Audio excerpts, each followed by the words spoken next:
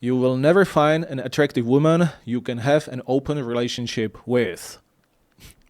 What about a family? If you want to have a serious relationship with your girlfriend or wife and start a family and have children, it's not possible to be non-monogamous. Okay, let's cover some more myths and some more objections against open relationships. This is the second installment of series about common myths about open relationships. If you didn't watch the first part, just check it out on my YouTube channel.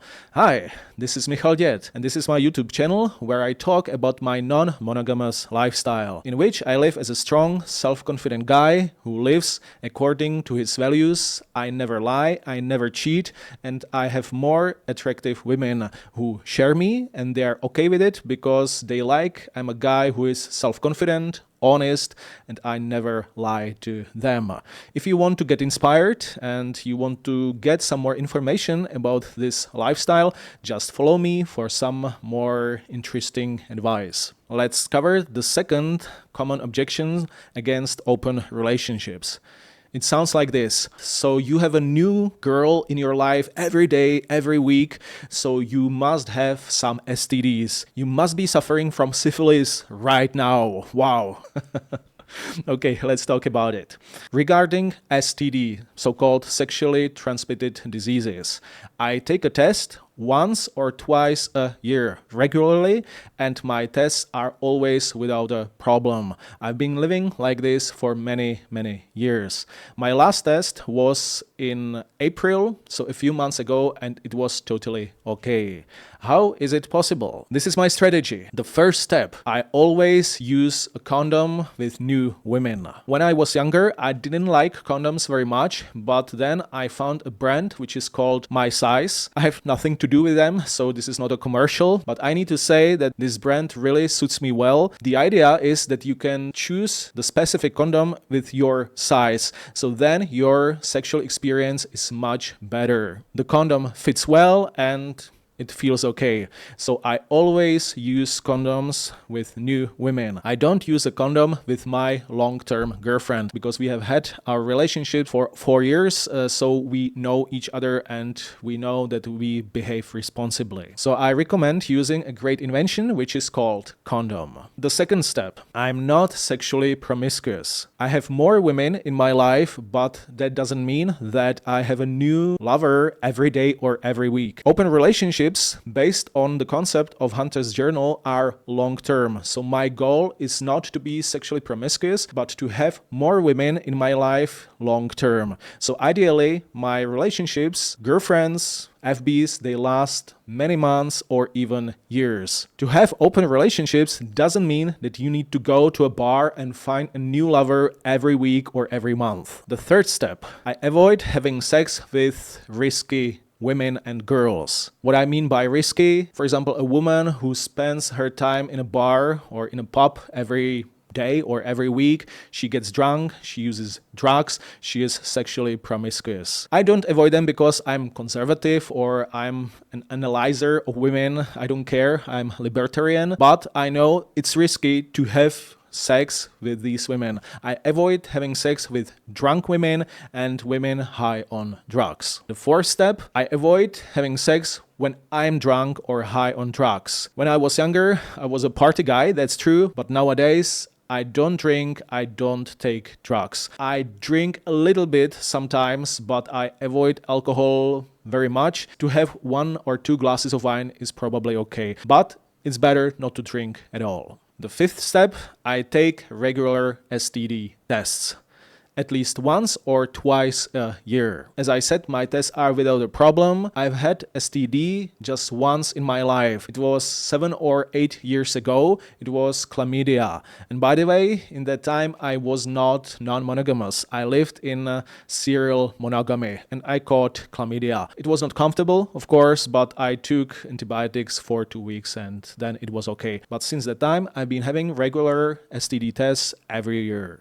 To be sure. As we know, nowadays, cheating is very common in Western society. People who are officially monogamous, they cheat a lot. According to research, around 34% of wives and husbands cheat in their monogamous relationships. These people often behave irresponsibly. They cheat, they don't use condoms, and sometimes they even give STD to their husband or wife. In my experience, people who live in open relationships are often much more responsible regarding STDs than people who live in so-called monogamy and they cheat. The third classic objection: what about a family? If you want to have children, it's not possible to have an open relationship. I'm absolutely sure that nowadays in Western society, well-managed open relationship is much better for raising children than so-called monogamy, where people cheat, lie, they have drama, they are sexually frustrated, and it leads to arguments, fights, breakups, divorce, legal battles, and so on. In open relationships, you can be absolutely honest. I've had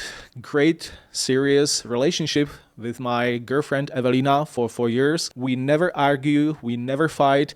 I never push her to have sex, because sometimes when I feel horny and she doesn't feel like having sex, maybe she's tired, I know I can have sex somewhere else with my FB. It creates much more pleasant atmosphere in the relationship. In monogamous relationships, after a few months, people are usually frustrated, angry with each other, they fight a lot. This is not a nice environment to raise children. Of course, if you want to start a family and have children in an open relationship, you need to follow some basic rules. For example, if you have a serious girlfriend or wife, mother of your children, and then some FBs on the side, you can't allow your FBs meet your children or your family. That's absolutely clear. You probably need to have at least a little bit more than average income to pay for a studio or a second apartment where you can meet your FBs and your lovers. There are some more basic rules for starting a family in an open relationship. I will cover this topic in the future. And the third very common objection. Some people say, I've seen some documentaries about open relationships and non-monogamy in mainstream media, and I saw average looking or even ugly women having open relationships. Let's cover that. It's necessary to say that nowadays the area of non-monogamy is very diverse. There are a lot of kinds of non-monogamy. One of the most popular one is so-called polyamory, which is usually presented in mainstream media. What does polyamory look like? In the center of a polyamory, there is usually a dominant woman.